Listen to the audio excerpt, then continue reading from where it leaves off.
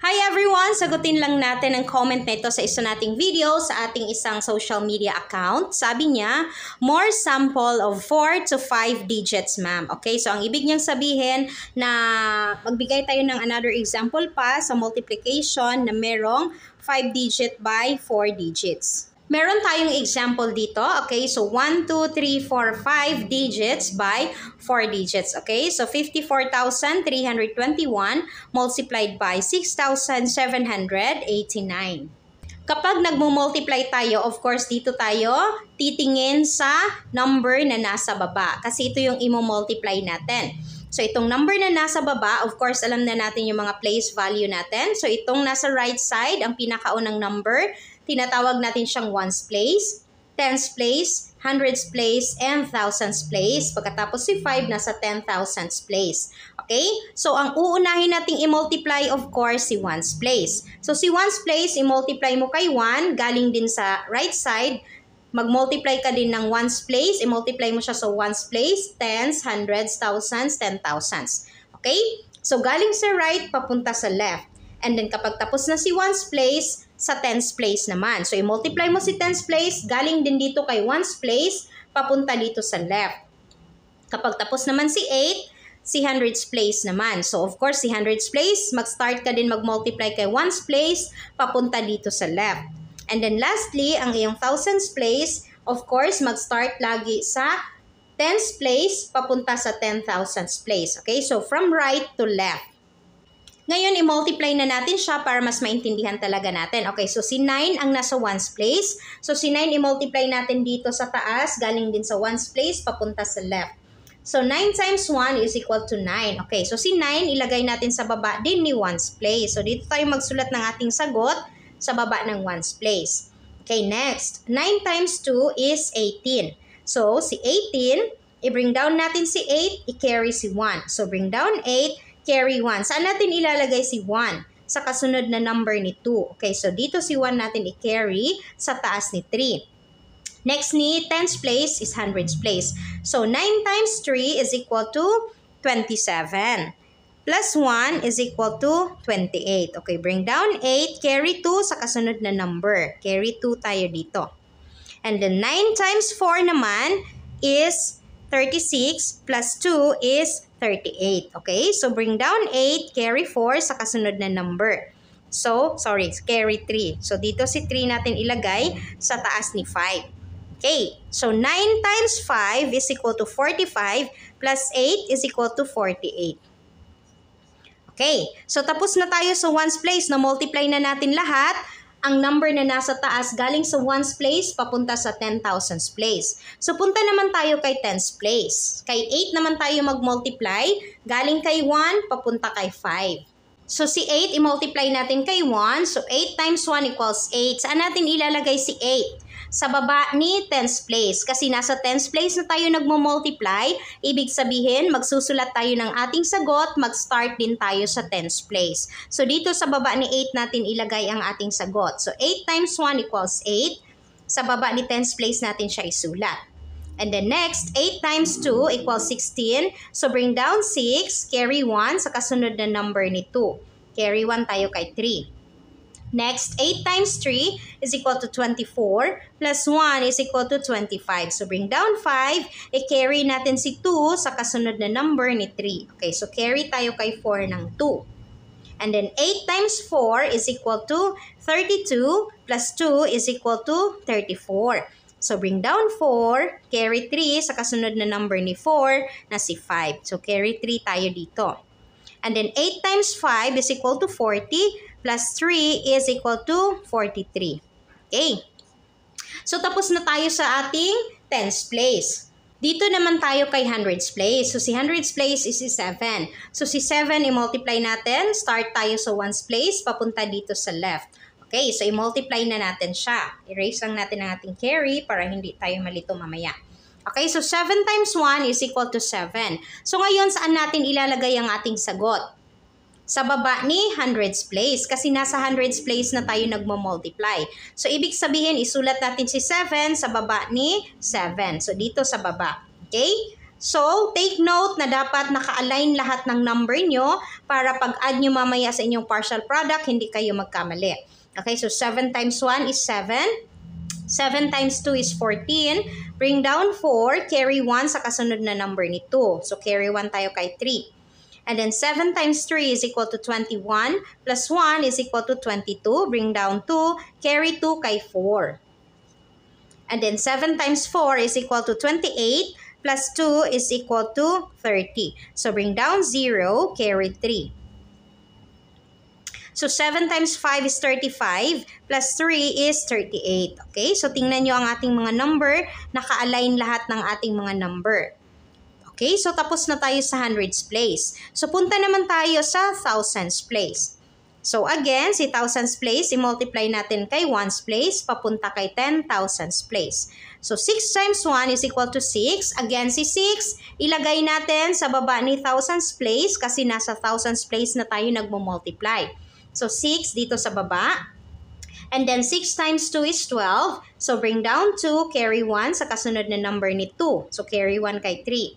So, 6 times 3 is equal to 18. Plus 1 is equal to 19. Bring down 9, carry 1 kay 4. And then, 6 times 4 is 24. Plus 1, 25. Bring down 5, carry 2. And then, 6 times 5 is equal to 30. Plus 2 is 32. Okay? Okay, so ngayon, tapos na tayong nag-multiply sa ating 4 digits. So, ang gagawin natin is i-add na natin ang ating partial product. So, si 9, wala siyang kasama. So, bring down 9 lang tayo dito. 8 plus 8 equals 16. Bring down 6, carry 1. 1 plus 8 is equal to 9. Plus 6 is equal to 15. Plus 2 is equal to 22. So, bring down 2, carry 2. 2 plus 8 is 10. Plus 5, 15. Plus 4, 19. Plus 6, 25. So, bring down 5, carry 2. 2 plus 8 is equal to 10, plus 4 is 14, plus 2, 16, plus 2, 18. So, bring down 8, carry 1.